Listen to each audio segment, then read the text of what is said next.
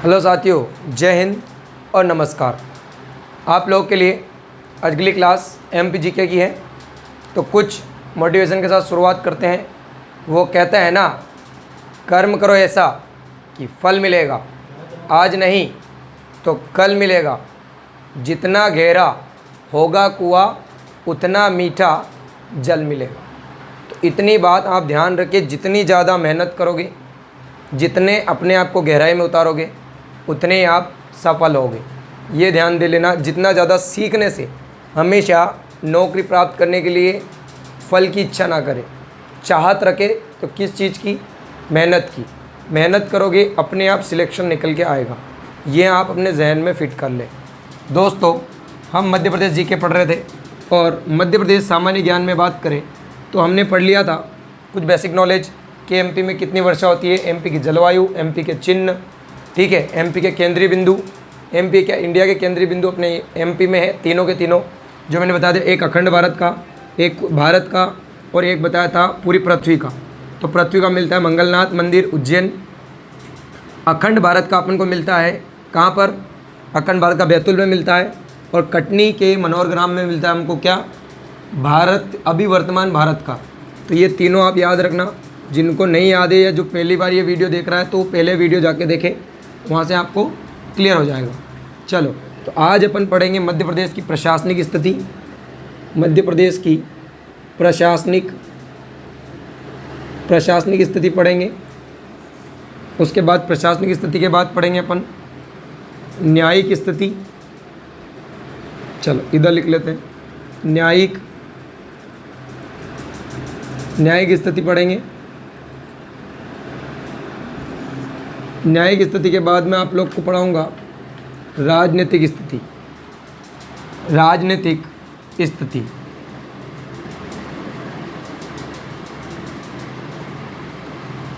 राजनीतिक स्थिति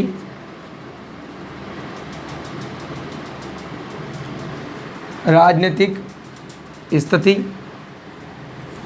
ये तीन पढ़ते हैं अभी अपन। प्रशासनिक स्थिति की बात करें तो इस पे ध्यान दो। प्रशासन के बारे में जाने दोस्तों, तो देखो, मध्य प्रदेश के जनसंपर्क विभाग के द्वारा जानकारी दी गई है। कौन सी जानकारी, कि हमारे यहाँ कुल संभाग कितने हैं, प्रशासन में संभाग कितने हैं, कुल हमारे यहाँ जिले या विकास खंडों का समूह, जिले को ही कहते हैं, जिले कितने हैं, जिलों को क्या कहते हैं, विकास खंडों का समूह। जिले के बाद में अपन बात करें तो टोटल विकास खंड कितने हैं। विकास खंड का मतलब है तहसीलों का समूह। ध्यान देना, ये होता है किसका, विकास खंडों का समूह, और ये होता है तहसीलों का समूह। कौन, विकास खंड तहसीलों का समूह और विकास खंड का समूह। विकास खंड समूहों को मतलब एक से अधिक विकास खंड मिलेंगे तो जिला बनेगा, और एक से अधिक तहसील मिलेगी तो विकास खंड बनेगा। तो टोटल विकास खंड और टोटल जिले कितने हैं। उसके बाद बात करते हैं तहसील। तो तहसील किन के मिलने से बनती है, पंचायतों का समूह। एक से अधिक पंचायत मिल जाती है तो एक तहसील बन जाती है, ठीक है। तहसील के बाद तो यहाँ से अपन निकलेंगे टोटल तहसील कितनी है। उसके बाद अपन पढ़ेंगे ग्राम पंचायत कितनी है, ग्राम पंचायत कितनी है। उसके बाद में अपने MP में नगर निगम कितने हैं, नगर निगम कितने हैं। उसके बाद में अपन बात करें नगर पालिका, नगर पालिका कितनी है।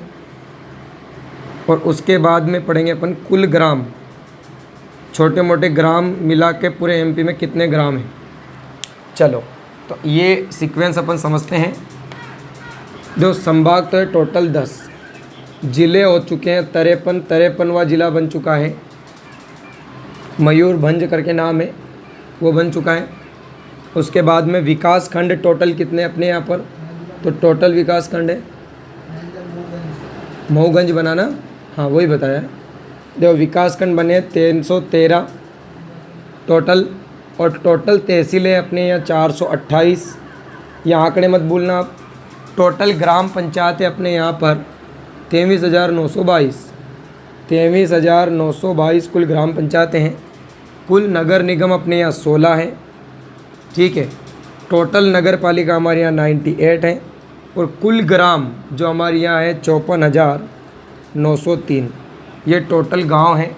ये आंकड़े आप मत भूलना। संभाग 10, जिले पहले 52 थे, अब 53 हो गए। विकासखंड 313 है। 428 क्या है हमारे यहाँ तहसीलें हैं और 23,000 से ऊपर लगभग 24,000 ग्राम पंचायतें हैं। 23,922 और 16 नगर निगम है। उसके बाद में नगर पालिका होती 98। उसके बाद में कुल ग्राम हमारे यहाँ 54,903 का मतलब लगभग 55,000 गांव हैं। चलो अब बात करते हैं न्यायिक स्थिति। न्याय से बात करते हैं मध्य प्रदेश के न्याय से रिलेटेड। तो न्याय में मेन आती है हाई कोर्ट और मध्य प्रदेश के हाई कोर्ट कहाँ पे है? जबलपुर में है। जो मुख्य हाई कोर्ट है, मुख्य जो पीठ है इसकी वो जबलपुर में है। और इसके खंडपीठ की बात करें, ये मुख्य पीठ है और खंडपीठ का मतलब है जो इसका कार्यभार संभालती है। तो खंडपीठ 2 है, एक तो हमारा ग्वालियर है, फिर एक हमारा इंदौर है और एक और बनने के लिए प्रस्तावित है और वो है हमारी भोपाल। भोपाल में अभी तक कोई हाई कोर्ट नहीं है परंतु बन रही है, वो प्रस्तावित है। इंदौर ग्वालियर में ये जो दोनों बनी थी खंडपीठ 1 और 2, ये दोनों बनी थी 1968, 1968 में खंडपीठ बनी। उसके बाद में भोपाल अब चल रहा है। तो हमारी जो जबलपुर हाई कोर्ट ये कब बनी थी? तो ये हाई कोर्ट बनी थी जब एमपी का गठन हुआ था 1 नवंबर 1956 को। जब एमपी का गठन हुआ तभी हमारी हाई कोर्ट का गठन हुआ था, यह स्थापना दिवस। ठीक है, आगे अपन इसके बारे में बात करें तो हाई कोर्ट की तीसरी खंडपीठ भोपाल में प्रस्तावित है। जबलपुर हाई कोर्ट का भवन निर्माण, हाँ, जो जबलपुर हाई कोर्ट है इसका जो भवन निर्माण है, भवन निर्माण ये किनके सहयोग से किया गया था? तो इनका भवन निर्माण में जो सहयोग किया था वो थे राजा गोकुलदास के सहयोग से ये सब हुआ है। देखो इसमें एक और करंट अफेयर का प्रश्न है, थोड़ा मैं आपको स्टैटिक के रूप में पढ़ाने की कोशिश करूँगा एमपी जीके को, जिसमें जीके तो पढ़ेंगे सही, कुछ समाचार पन्नों से भी प्रश्न आप लोगों के सामने आएंगे। तो 2021 का एक करंट अफेयर है। वैसे तो 21 का करंट अफेयर बहुत कम चांस होंगे आएंगे, फिर भी आप लिख लो। 2021 में इंदौर को प्रथम वाटर प्लस शहर घोषित किया था। 2021 में इंदौर को प्रथम ऐसा शहर है जिसको वाटर प्लस शहर घोषित किया।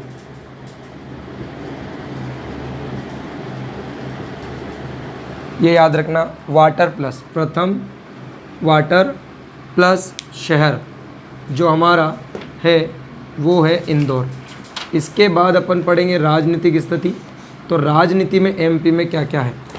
देखो राजनीति की बात जाने तो राजनीति तो वैसे अपने आप में एक रहस्य है, फिर भी कोशिश रहेगी आपको समझाने की इस रहस्य को। देखो राजनीति में अपन को देखने को मिलती है 3 चीज़ें। मध्य प्रदेश में जो देखे तो विधानसभा भी है, विधानसभा की सीटें हैं, परंतु विधान परिषद एमपी में नहीं है। एमपी में लोकसभा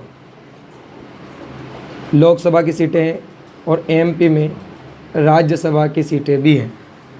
तो तीनों को देखते हैं अपन, विधानसभा, लोकसभा और राज्यसभा। तो जो विधानसभा है, विधानसभा की टोटल सीटें कितनी हैं?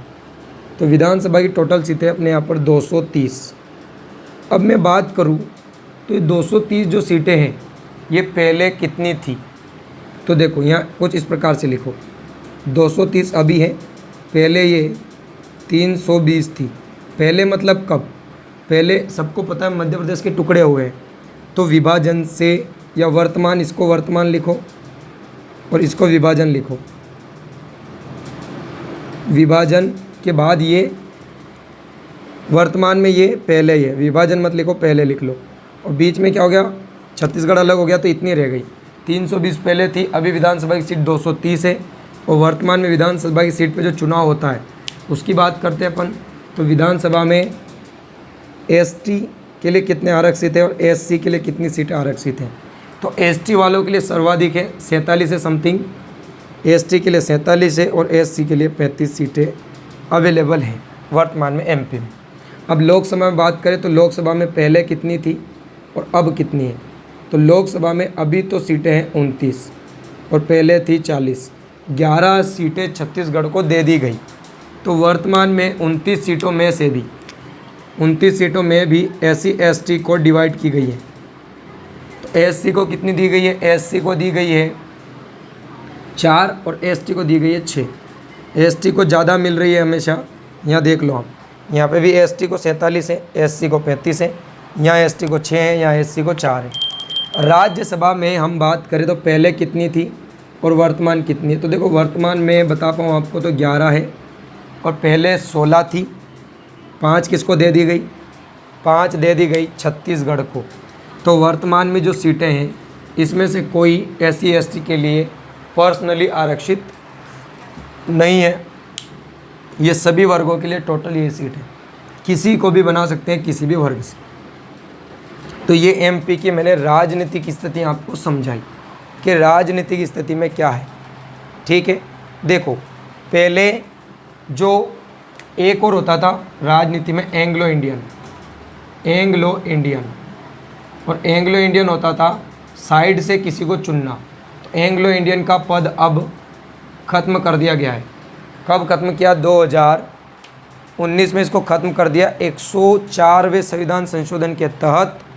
ठीक है, जो सीटें आरक्षित होती थी वो सीटें आरक्षित नहीं है। ये बहुत ही बढ़िया काम किया है सरकार ने, 104वां संविधान संशोधन। ठीक है, कॉन्स्टिट्यूशन अमेंडमेंट, और कब 2019 के तहत एंग्लो इंडियन का पद भी समाप्त और उनके लिए आरक्षित सीटें भी समाप्त। तो अब राजनीति में सभी सीटों पर चुनाव होता है। जो राजनीति में चाहे लोकसभा हो, राज्यसभा हो, विधानसभा हो, इन तीनों में जो पहले सीटें आरक्षित थी वो सीटें अब आरक्षित नहीं हैं और तीनों पर क्या होते हैं, अब चुनाव होते हैं। चलो मध्य प्रदेश की अब अन्य जानकारी पे चलते हैं। तो लिखना अन्य जानकारी। देखो अन्य जानकारी की बात करें तो मध्य प्रदेश का क्षेत्रफल कितना है, मध्य प्रदेश का सबसे बड़ा जिला कौन सा है, वर्तमान में सबसे छोटा जिला कौन सा है, सबसे छोटा जिला कौन सा है, उसके अलावा आपको बताना है। चलो वो अपन पढ़ते हैं, अभी इसको इरेज ही करना पड़ेगा क्योंकि बोर्ड छोटा पड़ रहा है। देखो क्षेत्रफल अपन देखें, मध्य प्रदेश का क्षेत्रफल है 3,82,052 किलोमीटर स्क्वायर, जिसको वर्ग किलोमीटर भी कहते हैं। सबसे बड़ा जिला एमपी का छिंदवाड़ा है, छिंदवाड़ा मतलब कमलनाथ का जिला अपने आप का। उसके बाद में देखते हैं छोटा जिला, तो जो छोटा बना था आखिरी में 52वां, तो वही सबसे छोटा जिला है निवाड़ी। ठीक है दोस्त, निवाड़ी सबसे छोटा जिला है। उसके पहले मेरे को तीनों स्थिति मिटानी पड़ेगी तभी मैं आपको आगे पढ़ा पाऊँगा। देखो वापस देखना, प्रशासनिक स्थिति, प्रशासनिक स्थिति में संभाग कितने हैं 10, जिले कितने हैं 53, विकासखंड कितने हैं 313, तहसील कितनी है 428, पंचायतें कितनी है लगभग 24,000, नगर निगम कितने हैं 16, नगर पालिका कितने हैं 98 और कुल ग्राम कितने हैं लगभग 55,000। एक्यूरेट आप देख लेना, ये 903 है, ये 922 है। चलो अपन बात करें न्यायिक स्थिति की। न्यायिक स्थिति मतलब मुख्य हमारा कौन सा है, जबलपुर मेन हाई कोर्ट।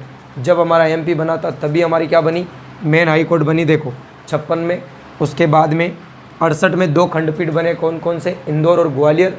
और अब तीसरा खंडपीठ बनने जा रहा है, वो है हमारा भोपाल।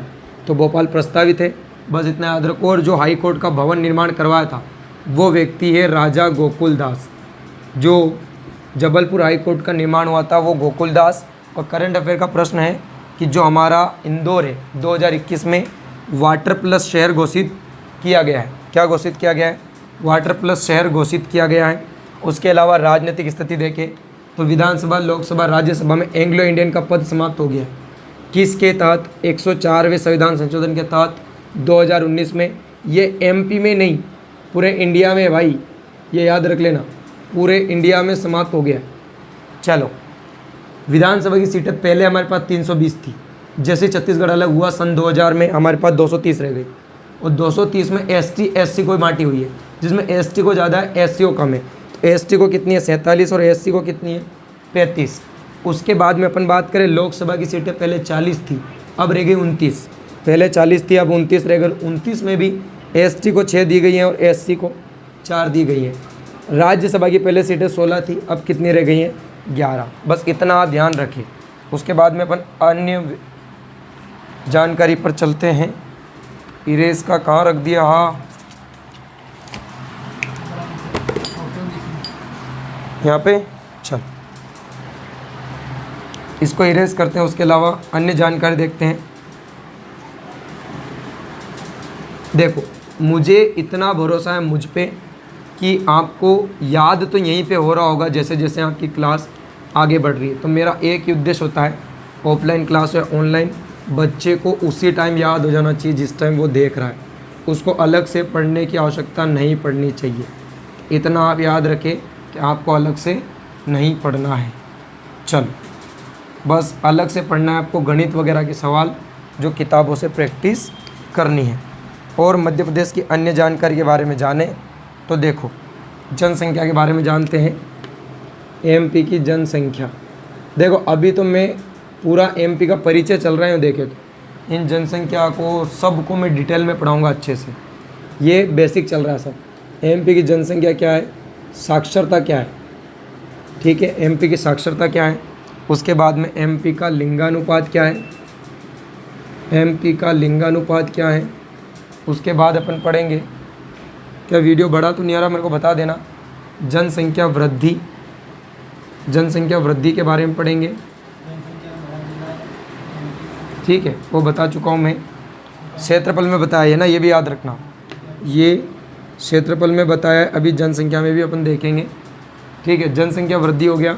उसके बाद जनसंख्या घनत्व देखेंगे, जनसंख्या घनत्व, पॉपुलेशन डेंसिटी, जनसंख्या घनत्व देखेंगे। उसके बाद में बस इतना ही देखेंगे अपन। अभी इसको लेके चलते हैं, नहीं फिर दिक्कत आएगी। सबसे पहले जनसंख्या देखें तो टोटल जनसंख्या एमपी में जो है, कुल जनसंख्या कितनी है? एमपी की टोटल जनसंख्या 7 करोड़ से ऊपर, 7 करोड़ मतलब 7.26 करोड़। और ये कब की है?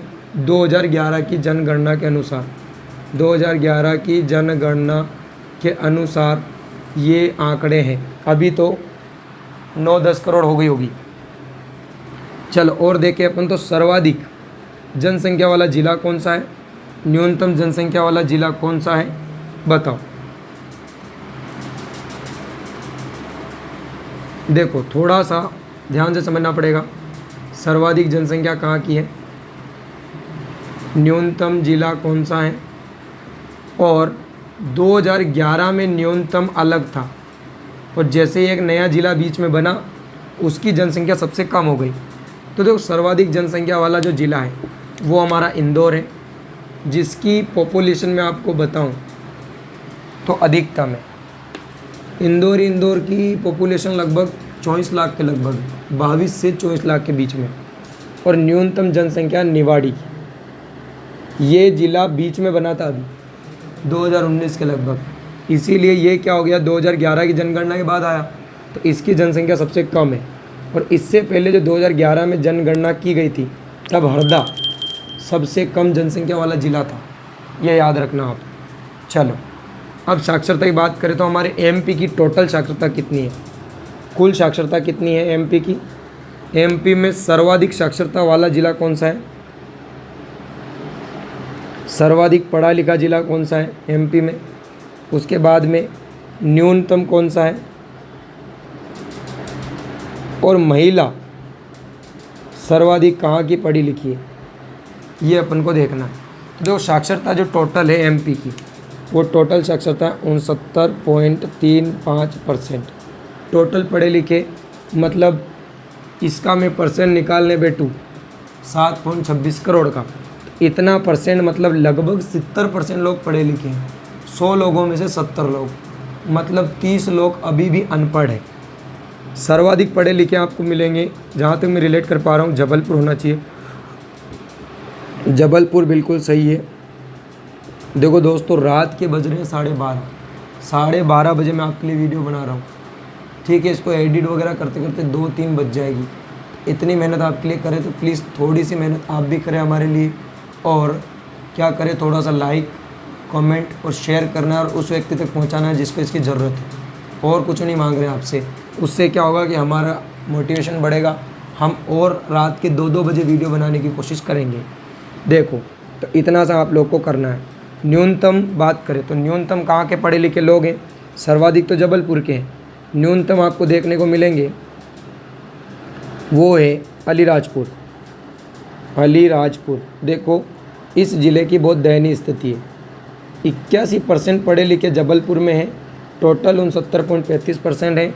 और अलीराजपुर में टोटल ही पढ़े लिखे कितने परसेंट हैं? 36%। और सर्वाधिक पढ़े लिखी महिलाएं हैं भोपाल की,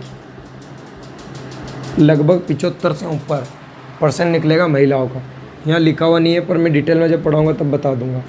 जनसंख्या घनत्व की बात करें अपन, जनसंख्या घनत्व से पहले लिंगानुपात पढ़ लेते हैं। चलो इधर आ जाओ। लिंगानुपात, तो लिंगानुपात टोटल कितना है? लिंगानुपात का मतलब ये रहता है कि 1000 पुरुषों के ऊपर कितनी महिला हैं अपने यहाँ पर। तो टोटल लिंगानुपात एमपी का है 2011 की जनगणना के अनुसार 931। ये कुल लिंगानुपात है भाई, ठीक है, 931। अब आपको पूछे सर्वाधिक किस ज़िले का है और न्यूनतम किस ज़िले का है? सर्वाधिक का मतलब 1000 पुरुषों पर महिला, अधिकतम महिला। तो देखो, ये है शायद बालाघाट का 1021। बालाघाट में 1021 महिला, 1021 महिला, 1000 पुरुष पे मतलब 21 महिला एक्स्ट्रा है। और पूरे एमपी में क्या है? 931 ही है 1000 पुरुष पर। चलो न्यूनतम देखें तो सबसे कम लिंगानुपात है, ऊपर है भिंड मुरैना साइड। भिंड का है 837, भिंड जिले का है 837। ये आप याद रखना। जनसंख्या वृद्धि की बात करें तो सर्वाधिक जनसंख्या वृद्धि है इंदौर की। 2011 की जनसंख्या के अनुसार, 2011 के अनुसार सर्वाधिक जो वृद्धि हुई है जनसंख्या में, तो वो हुई थी इंदौर की। और सबसे न्यूनतम जनसंख्या वृद्धि हुई है तो वो है अनूपपुर की। न्यूनतम, दोनों याद रखना। सर्वाधिक किसकी है? इंदौर की, और न्यूनतम है अनूपपुर। देखो, वृद्धि का मतलब ये होता है कि जैसे इंदौर में अभी 100 लोग हैं और अगले 10 साल में 132 हो गए, इसका मतलब 32% बढ़ गई। तो ऐसा ही इंदौर में हुआ है, लगभग वृद्धि हुई है 32.9% की वृद्धि हुई है भाई। सोच लो आप कितनी वृद्धि है, बहुत बड़ी बात है 10 साल में इतने लोग बढ़ना। जहाँ 10 करोड़ है वहाँ पर लगभग 13 करोड़ हो जाना। 10 करोड़ से 13 करोड़, 3 करोड़ की जनसंख्या वृद्धि। चलो, अनूपपुर में सबसे न्यूनतम जनसंख्या वृद्धि हुई है, और कितनी हुई है? 12.3%। 12.3%, बस इतना याद रखना। उसके बाद लास्ट रह गया हमारा जनसंख्या घनत्व। जनसंख्या घनत्व एमपी का टोटल है 236।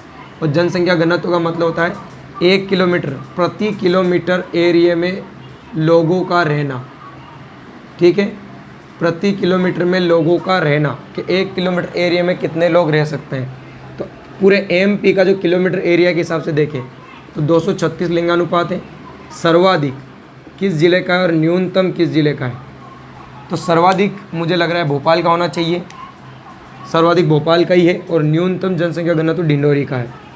भोपाल का सर्वाधिक जनसंख्या घनत्व 1 किलोमीटर के एरिया में लगभग 1000 से ज़्यादा लोग रहते हैं। और न्यूनतम है कहाँ का? डिंडोरी का। तो डिंडोरी में तो नाम में डोर है, तो यहाँ पर बहुत कम लोग रहते हैं, जगह ज़्यादा है और कम आवाज़ करो, जगह ज़्यादा है और लोग कम है, तो वो है डिंडोरी। कुछ बोला है मैंने, चलो इधर ध्यान देना, आप इसका रिवीजन कर लेते हैं और यही हमारा आज का आखिरी टॉपिक होगा इस क्लास का। देखो दोस्त, सबसे पहले बात करते हैं जनसंख्या में। तो जनसंख्या में सर्वाधिक है इंदौर की और न्यूनतम है निवाड़ी की, परंतु 2011 में जब ये ज़िला नहीं था उस समय हरदा की न्यूनतम थी, इतना याद रखना। टोटल जनसंख्या हमारे यहाँ की 2011 के अनुसार है 7.26 करोड़, अभी तो 10 करोड़ के लगभग हो चुकी होगी। चलो याद रखना 7.26 करोड़। पढ़े लिखे, टोटल पढ़े लिखे अपने यहाँ पे लगभग 70%, एक्यूरेट पूछे तो 69.35%। सर्वाधिक जबलपुर में पढ़े लिखे हैं 81%, न्यूनतम पढ़े लिखे मतलब साक्षर जो हैं वो है अलीराजपुर के ओनली 36%, और सर्वाधिक महिला पढ़ी लिखी हैं भोपाल की। जनसंख्या घनत्व की बात करें, 1 किलोमीटर के एरिया में लोगों का रहना, तो 1 किलोमीटर में टोटल एमपी का निकाले तो 236 लोग रहते हैं, परंतु सर्वाधिक जो जनसंख्या घनत्व भोपाल का है और सबसे कम जो लोग रहते हैं वो डिंडोरी में रहते हैं, ये याद रखना 1 किलोमीटर के एरिया में। उसके बाद देखिए क्षेत्रफल में, क्षेत्रफल में सबसे बड़ा ज़िला कौन सा है? छिंदवाड़ा है, और सबसे छोटा कौन सा है? निवाड़ी है। जब ये निवाड़ी बना था तब जनसंख्या में भी यही छोटा हो गया था और क्षेत्रफल में भी यही छोटा हो गया, परंतु जनसंख्या में और क्षेत्रफल में बड़े ज़िले अलग अलग हैं। जनसंख्या में बड़ा इंदौर है और क्षेत्रफल में बड़ा छिंदवाड़ा है, ये याद रखना। अब बात करते हैं जनसंख्या वृद्धि। तो सबसे ज़्यादा जनसंख्या वृद्धि इंदौर की हुई है 32.9, और सबसे कम वृद्धि हुई है 12.3 अनूपपुर की। और लिंगानुपात बात करें तो लिंगानुपात 1000 पुरुषों पे महिलाओं का होना, तो एमपी का टोटल लिंगानुपात है 931, 1000 पुरुषों पे 931 पूरे एमपी का है, परंतु सर्वाधिक बालाघाट का है 1021 और न्यूनतम है 837 भिंड का, ये याद रखना। बस इतना ही आज के लिए, और आगे पढ़ेंगे अपन अगला टॉपिक अगली क्लास में। पूरा वीडियो आपने देखा उसके लिए धन्यवाद। वैसे धन्यवाद तो मुझे नहीं बोलना चाहिए, आपको बोलना चाहिए, क्योंकि फ़ायदा आपका है। फिर भी मेरी तरफ से मैं बोल देता हूँ, ठीक है। आप सोच रहे, स्वच्छता बनाए रखें और गाड़ी धीरे चलाएं। जय हिंद, जय भारत।